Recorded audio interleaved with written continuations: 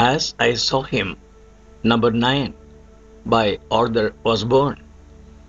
In December of 1941, Arthur Osborne, a university lecturer in Siam, was imprisoned by the Japanese.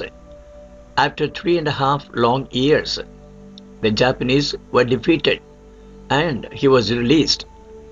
He then traveled to India and settled near Sri Ramanashramam, where his wife and children were waiting for him.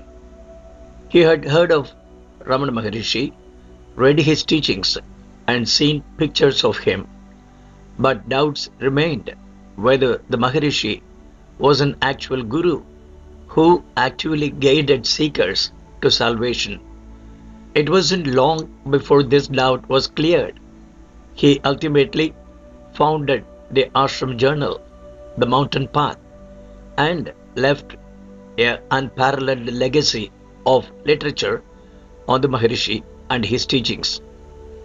Let us follow him as he tells how his heart and mind were joined to the silent sage of the holy Arunachala mountain. I entered the ashram hall on the morning of my arrival, before Bhagavan had returned from his daily walk on the hill. I was a little awed to find how small it was and how close to him I should be sitting. I had expected something grander and less intimate. And then he entered, and to my surprise, there was no great impression, certainly far less than his photographs had made. Just a white-haired, very gracious man walking a little stiffly from rheumatism and with a slight stoop. As soon as he had eased himself onto the couch, he smiled to me and then turned to those around and to my young son and said, "So, Adam's prayer has been answered. His daddy has come back safely." I felt his kindliness, but no more. I appreciated that it was for my sake that he had spoken English, since Adam knew Tamil. During the weeks that followed, he was constantly gracious to me, and the strain of nerves and mind gradually relaxed. But there was still no dynamic contact until the evening of Kartigaya, when each year a beacon is lit on the summit of Arunachala. There were huge crowds for the festival, and we were sitting in the courtyard outside the hall.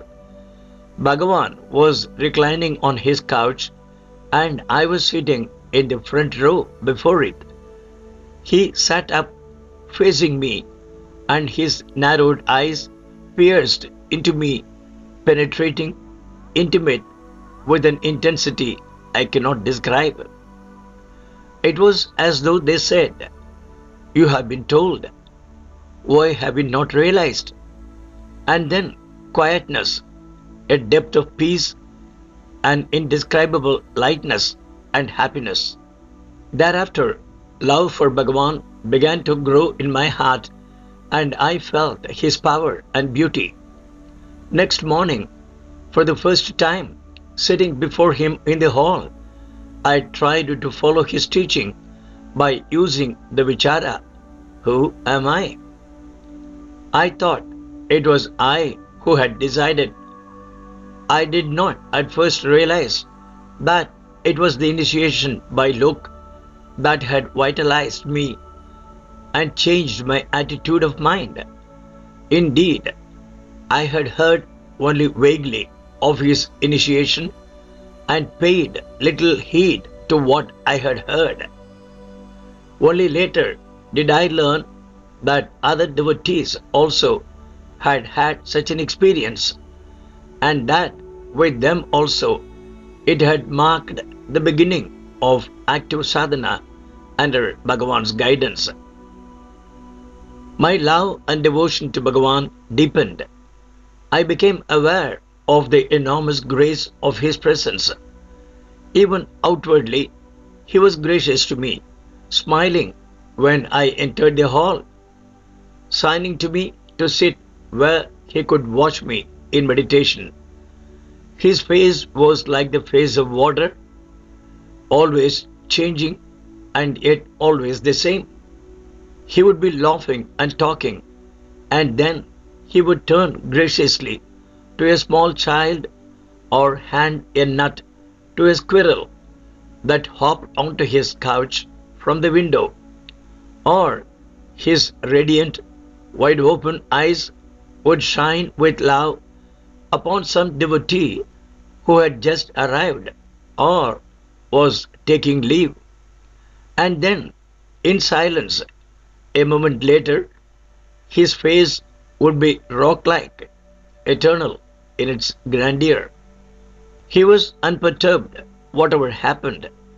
The majesty of his countenance was inexpressible, and yet it is no less true that he was swift and spontaneous in response, and that his face was the most human, the most living one had ever seen.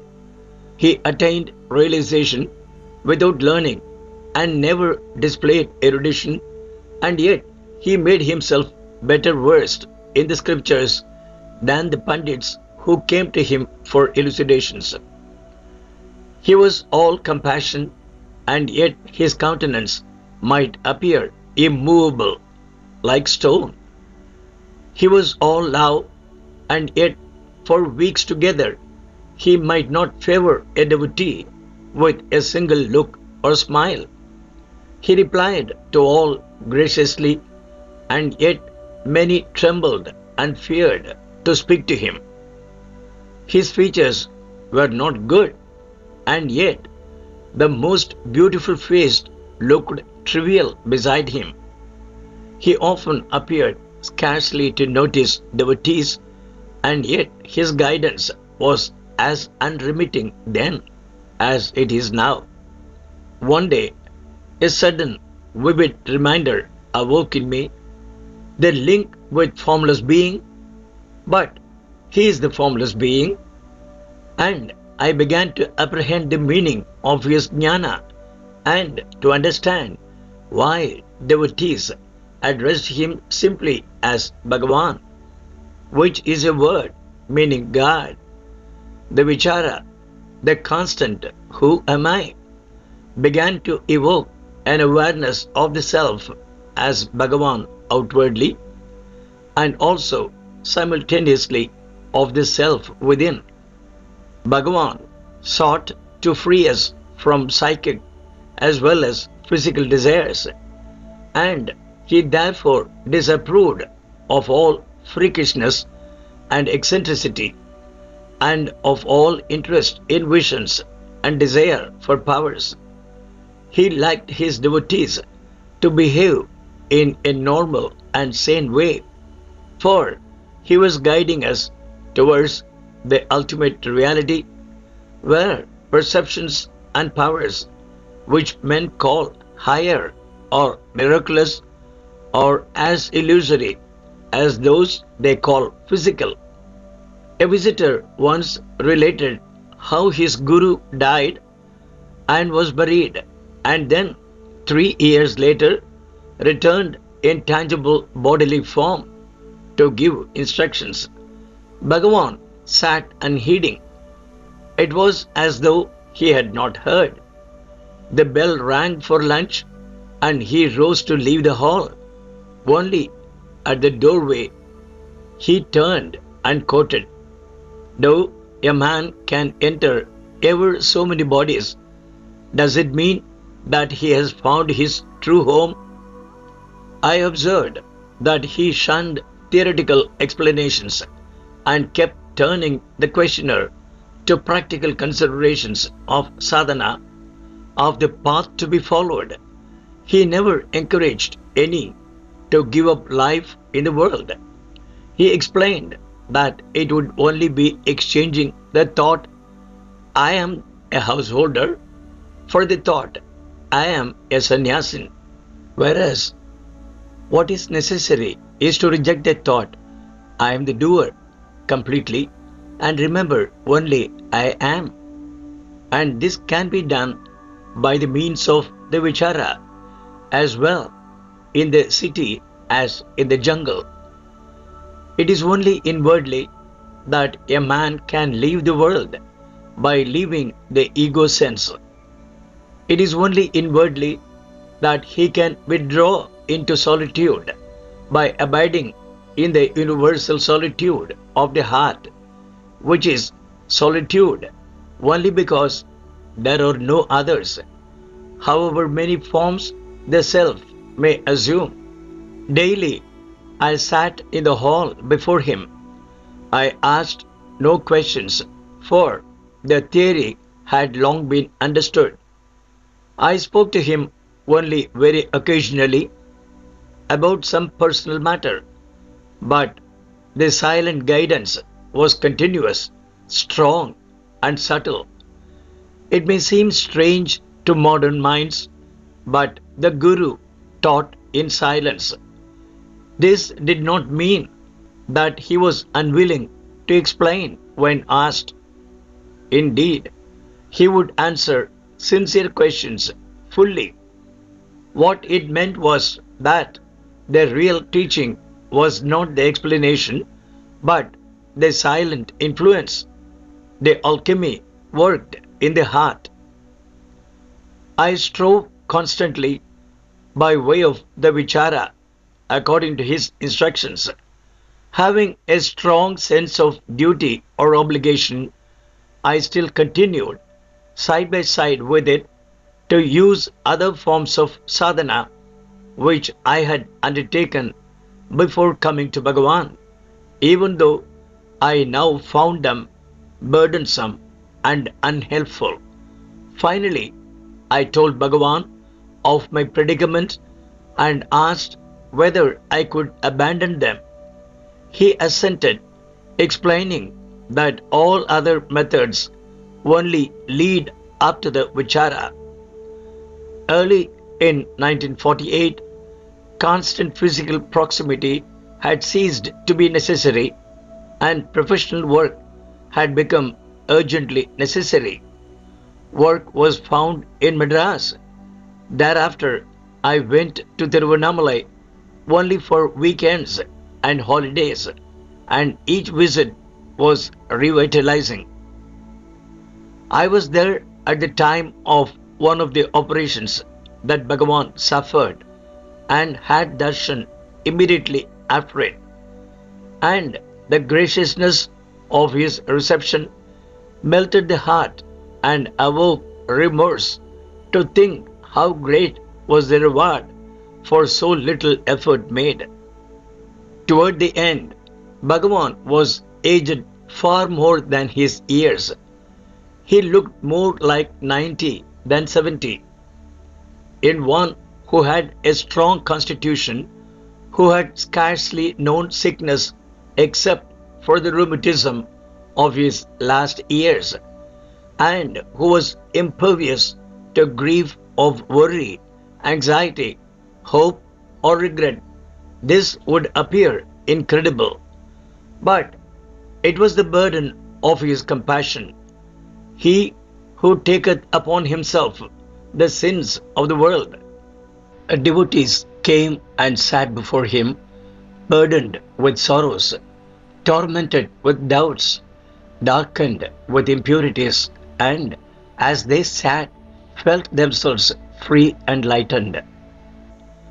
How many have come and sat there, weighed down with the grief of failure or bereavement, and the light of his eyes has dissolved their pain until they have felt a wave of peace flood their heart.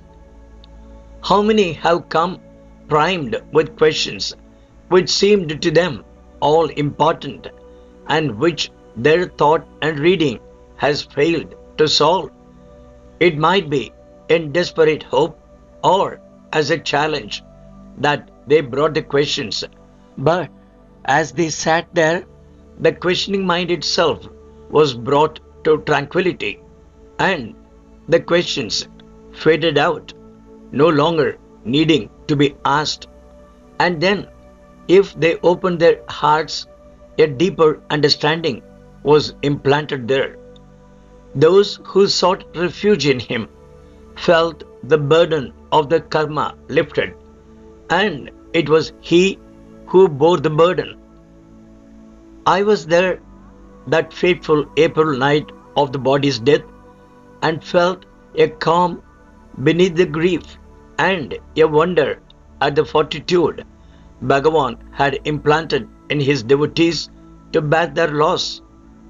Gradually, one after another began to discover in his heart the truth that Bhagavan had not gone away, but as he promised, is still there. Since that day, his presence in the heart has become more vital, the outpouring of his grace more abundant, his support more powerful. I have been to Tiruvannamalai since then also, and the grace that emanates from the tomb is a grace of the living Ramana. I have not given a clear picture of the man who was Ramana, but how can one portray the universal? What impressed one was his complete unself-consciousness, like that of a little child, his divinity and intense humanity. We shall not see the divine grace in human form or the love shining in his eyes, but in our hearts he is with us and will not leave us. His grace continues to be poured out not only on those who knew the miracle of his bodily form, but on all who turn to him in their hearts now as before. Sourced from Ramana Arunachala by Arthur Osborne.